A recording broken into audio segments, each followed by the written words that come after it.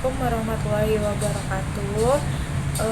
Saya di sini mau mempresentasikan tugas Sistem Hukum Indonesia yang ketiga dengan materi hukum dalam arti luas dan sempit. Nah, sebelum saya memasuki pembahasan atau presentasi saya mau memperkenalkan diri terlebih dahulu. Kenalin, nama aku Fadila Rahmi Apelita. Teman-teman semua bisa panggil saya dengan Dila.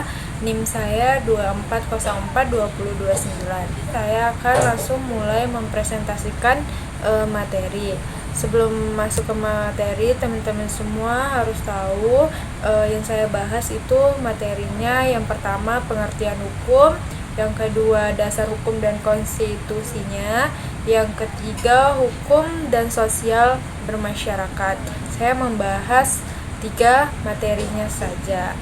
Nah, langsung saja.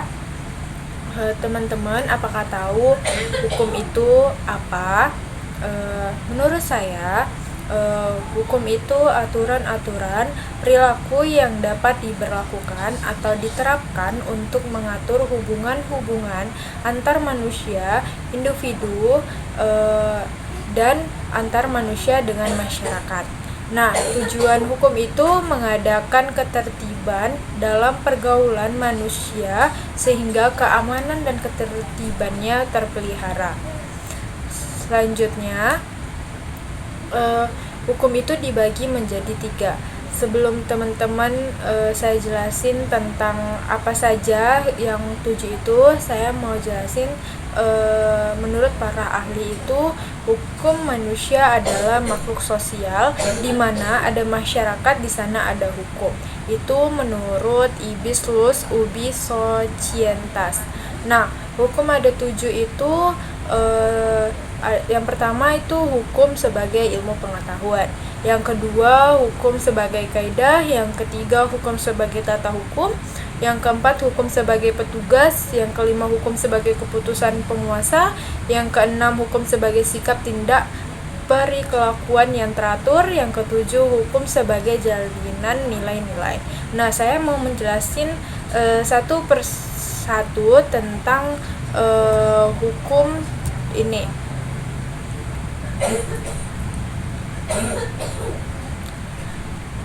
Nah, yang pertama itu ada hukum sebagai ilmu pengetahuan. Yang kita tahu, pengetahuan yang tersusun secara sistematis dan metodis atas dasar kekuatan pemikiran. Itu hukum sebagai ilmu pengetahuan. Yang kedua itu ada hukum sebagai kaidahnya, yakni pedoman atau patokan sikap tindak atau perilakuan yang pantas atau diharapkan. Yang ketiga itu hukum sebagai tata hukum, itu suatu struktur atau proses perangkat kaidah-kaidah hukum yang berlaku pada suatu waktu dan tempat tertentu. Nah, yang keempat itu ada sebagai petugas. Hukum sebagai petugas ini pribadi-pribadi yang merupakan kalangan-kalangan yang berhubungan erat dengan penegakan hukum. Nah, yang kelima itu ada hukum sebagai keputusan penguasa. Hukum sebagai keputusan penguasa ini itu hasil proses diskresi yang menyangkut keputusan-keputusan untuk perbuatan tertentu dalam lingkungan ketatanegaraan.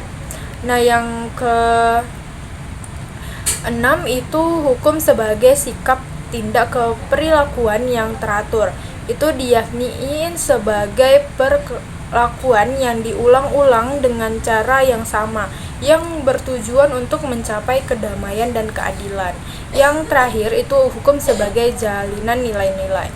Itu termasuk jalinan dari konsepsi-konsepsi abstrak tentang apa yang dianggap baik dan buruk.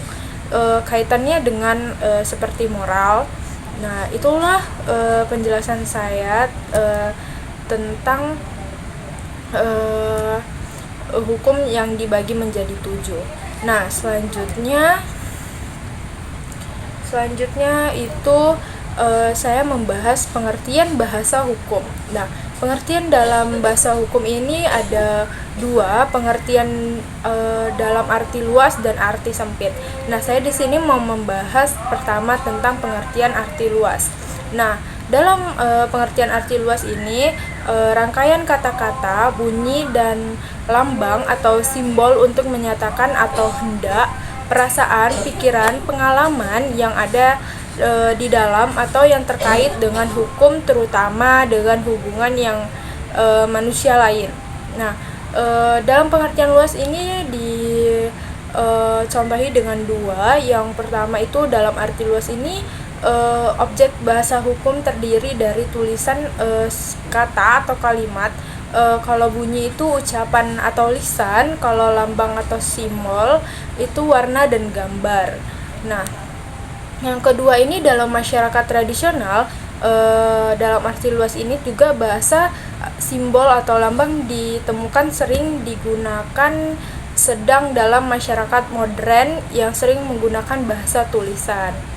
Nah, selanjutnya, kalau dalam arti sempit itu bahasa hukum adalah bagian dari ilmu bahasa, yaitu bahasa Indonesia dalam bidang hukum yang mengikat fungsinya mempunyai karakteristik tersendiri.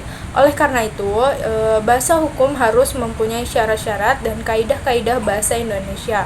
Nah, rumusan hasil simpulan bahasa Indonesia ini di Medan tahun 1974.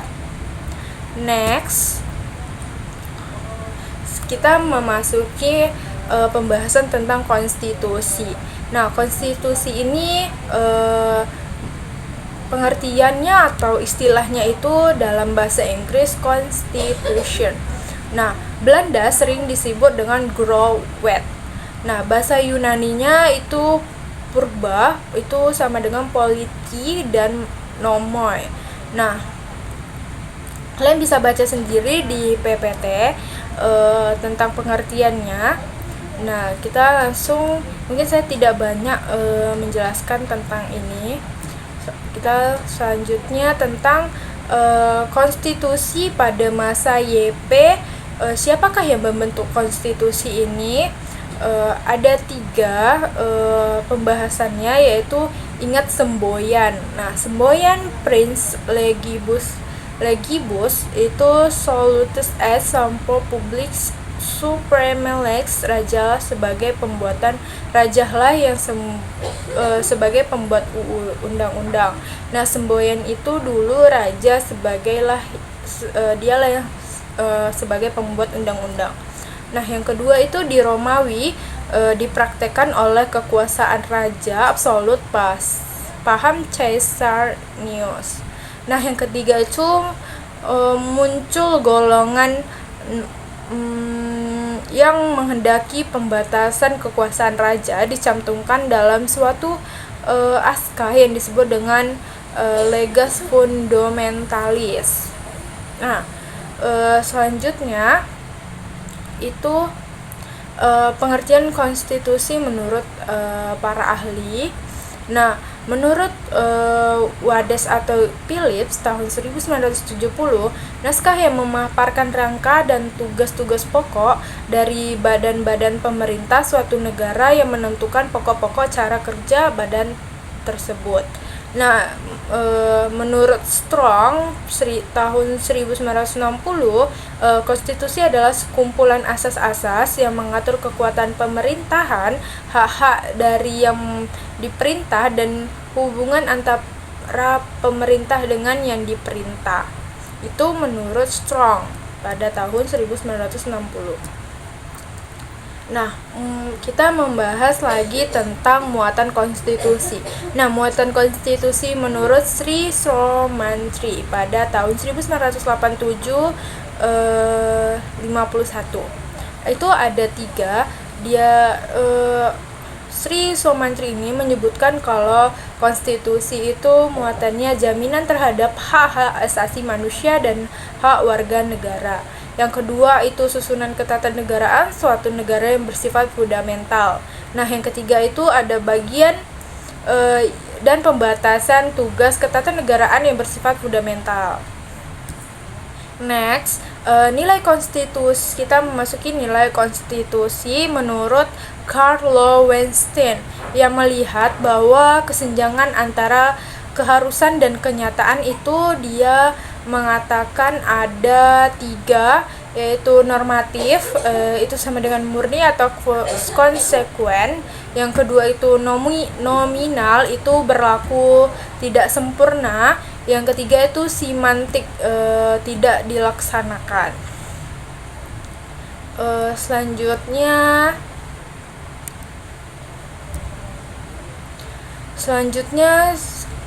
membahas tentang bagaimana pembagian konstitusi hukum dasar. Nah, hukum dasar itu terdapat 2, hukum dasar tertulis dan tidak tertulis. Nah, saya membahas tentang hukum dasar tertulis dulu. Nah, itu hukum dasar tertulis itu dibagi menjadi 4. Yang pertama biasanya disebut undang-undang. Undang-undang itu tertulis karena nyata ada bukunya. Yang kedua itu pada umumnya lebih kuat atau mengikat daripada HD tidak tertulis. Nah, yang ketiga itu merupakan bagian dan konstitusi. Yang keempat merupakan sumber dan dasar bagi norma hukum di bawahnya. Nah, selanjutnya kita akan memasuki tentang hukum dasar yang tidak tertulis. Yang kedua, itu dibagi menjadi 6. Itu biasanya yang pertama disebut konsekuensi ketatanegaraan, yang kedua sifat konvensi, yang ketiga kebiasaan yang berulang kali dalam praktek penyelenggaraan negara, yang keempat tidak bertentangan dengan undang-undang, yang kelima diterima oleh seluruh rakyat, yang keenam sebagai pelengkap undang-undang untuk mengisi kekosongan hukum. Next, kita membahas lagi tentang apa contoh konsekuensi di negara kita. Nah, saya akan menjawab tentang apa contoh konsekuensi di negara kita.